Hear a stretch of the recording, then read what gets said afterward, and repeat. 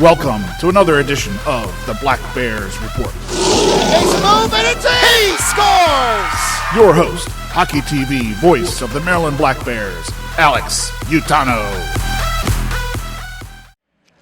Hey everybody, welcome to another edition of the Black Bear Report. We're with head coach Clint Milma. Clint, thank you very much as always for taking time out of your schedule to come talk to us. Now, this past Friday, Players Against Hate was in the building. It's a charitable organization founded in the Piney Orchard Ice Arena to try and take out bigotry and racism in hockey.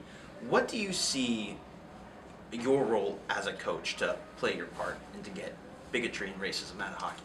Well, I think it's all of our as leaders in this program, our front office as well as the coaching staff, we're supposed to relay that message that anyone can play. And I tell kids stories about how well do you know your teammates, and like how do you know who they're related to or their background. So first of all, it's not acceptable. Second of all, know your audience and know how you're supposed to talk and conduct yourself. And there's zero place for racism, bigotry, all that stuff. And it's just a no-no. I mean, the league does a good job of saying if they hear any words, anything that's derogatory, even just these days now, just anything that's a little bit off center, they're going to give you a 10-minute misconduct and start throwing penalties. So I think as a league, as an organization, as individuals, our job is 100% to relay that message to our players continuously, not just once, but a lot. So sometimes players get fired up and they say something. It's like, hey, you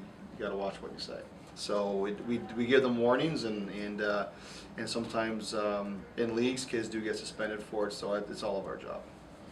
Well, back on the hockey side of things, Friday night was a very good night for the Black Bears, a 4-1 win, 6th straight win, and even though you dropped the contest on Saturday, you did pick up a point. 7 straight games with points. It seems like the chemistry on the team is at an all-time high.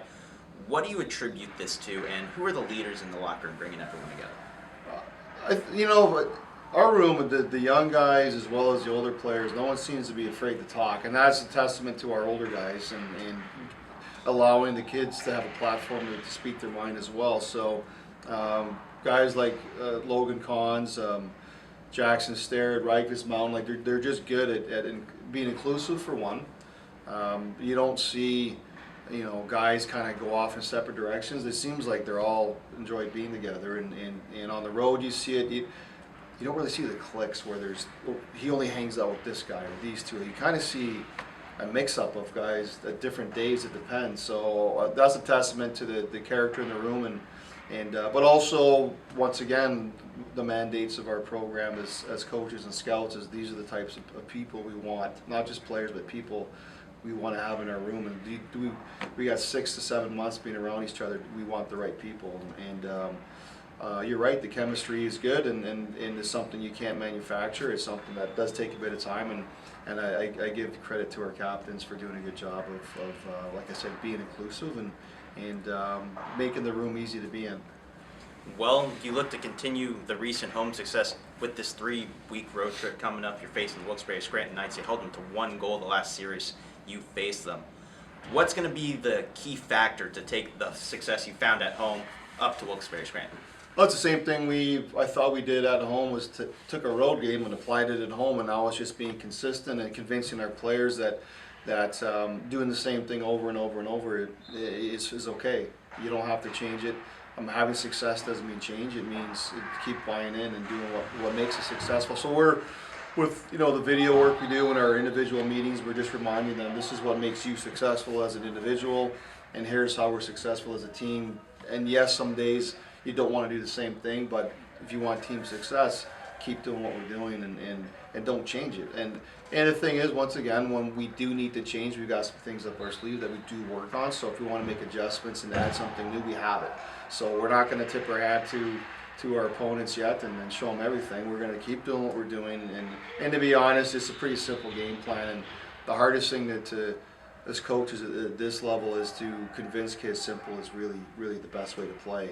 And it's a life thing, but it's a hockey thing as well. And right now they're buying in and they're seeing it. So once again, they have to do it, and they are. Well, thank you as always, Coach, for taking time to talk. Just like we said, the Black Bears will be in Wilkes-Barre Scranton this weekend. You can watch those games on Hockey TV. Follow along the action at Black Bears NAHL on Twitter. Now, we got a beanbag here, college night coming up. There's going to be some Black Bears themed cornhole.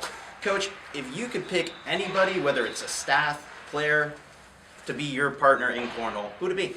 I don't know. It's kind of neat that we have all these kind of games that our fans come up with. They're pretty fanatical, as they say, in terms of all the games, and then the cornhole board games. We got our logo on everything, so it's kind of cool. And if I had to pick one, I gotta stay within the coaching staff. I mean, Brandon is known as a highly skilled individual and finesse.